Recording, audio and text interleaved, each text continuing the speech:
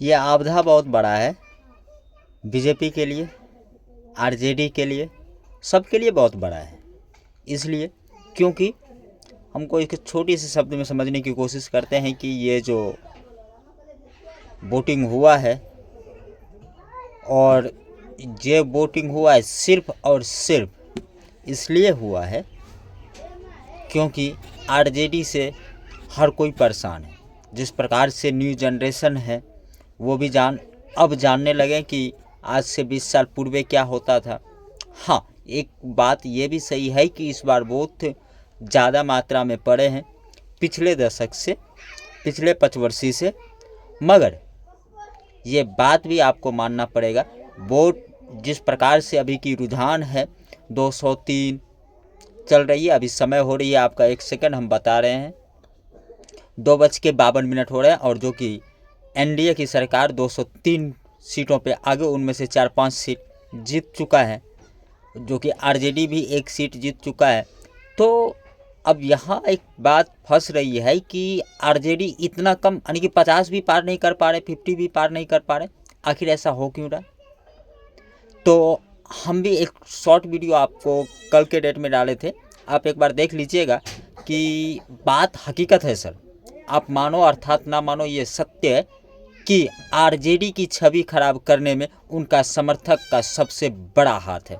और जिस प्रकार से ईवीएम पे सवाल उठे थे, उनका वो मुद्दा बहुत बड़ा था। उन पे चाहते तो वो और प्रोटेक्ट करके कुछ ना कुछ बिहार में कर लेते हैं, नहीं कुछ तो कम से कम विपक्ष के तो बनते हैं।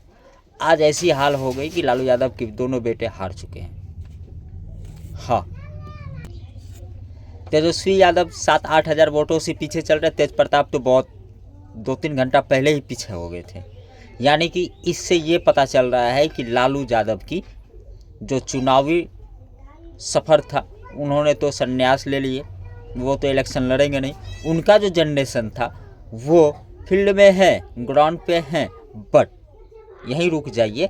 और ये 2025 की चुनाव ने उनको भी रोक दिया है, भैया आप रुक जाइए, आपसे नहीं होने वाली है। अब नई पार्टी आई थी जनसुराज, उनका तो जीरो खाता, 1 भी सीट लेके नहीं आई।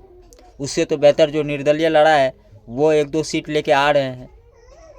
तो कहीं ना कहीं इस बार बिहार का जो चक्रव्यूह है ना, ये सारे के सारे नीतीश कुमार के खेमे में जा रही है। और सबसे बड़ी खेमा तो ये बन के निकल रहा है कि दोस्त, ये जो 10,000 जो मिले हैं ना, बहुत बड़ी रकम है। किसके लिए?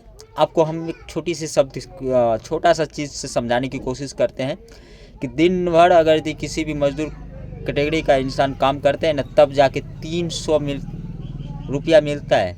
8-9 घंटे कंटिन्यू काम करते हैं तब जा कर के, और 10,000 बहुत बड़ी चीज़ है। ये बात सही है कि 2 लाख रुपया नहीं मिलेंगे, ये हकीकत है। क्योंकि अमित शाह ने पहले ही क्लियर कर दिए हैं कि इसी सर्टिफिकेट पे बैंक 2,000 देंगे, और बैंक 2 लाख, सॉरी 2,000 नहीं 2 लाख, और बैंक उसी को अप्रोच करता है जिनका सिविल सही होता है। और सबको पता है कि अभी के टाइम में हर एक राज्य में माइक्रो फाइनेंस चलता है, और जो कि माइक्रो फाइनेंस छोटा छोटा रकम देती है, और उनमें हर कोई फंसा हुआ है। सिविल का सबका खराब है।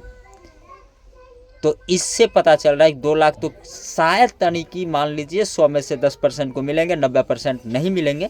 जिनका सिविल अच्छा होगा वो मिलेंगे, और जिनका नहीं होगा उनको नहीं मिलेगा, क्योंकि वो बैंक के ऊपर चला गया। अब रही बात, बिहार सरकार आपको अब दिखाएगा ठेंगा। ये तो बात सत्य हो गई, या तो बीजेपी अगर दिखेला करेगा तो नीतीश कुमार को मुख्यमंत्री पद से हटाएंगे, तो दूसरा पार्टी तो मुख्यमंत्री का ही रहेंगे। काहे कि जदयू का भी 82-83 सीट है, उनका 92-93 चल रहा है बीजेपी का। बट यहीं थोड़ा देर के लिए आप रुक जाइए। अगर नीतीश कुमार चाहे तो वो अपने निशांत को राजनीति में ला सकते हैं, ये सबसे बड़ा अवधि है। लेकिन एक बात ये भी आप जान लीजिए, नीतीश कुमार बिहार के मुख्यमंत्री बनने के लिए दिल्ली का रेलवे मंत्री जब था ना दिल्ली से, तब दिल्ली छोड़ के बिहार आए थे। तो ये भी आप याद रख लीजिए। आप देखते होंगे कि उनके नाम पे अर्चना एक्सप्रेस चला था, उनके जीएफ हो या वाइफ हो, तो ये भी बात सही है। तो अभी बहुत कुछ है दोस्त, बने रहिए, बहुत कुछ है आपके साथ हम साझा करने की कोशिश करेंगे, और थोड़ी अपनी टूटी फूटी भाषा में। तो मिलते हैं अगले वीडियो में।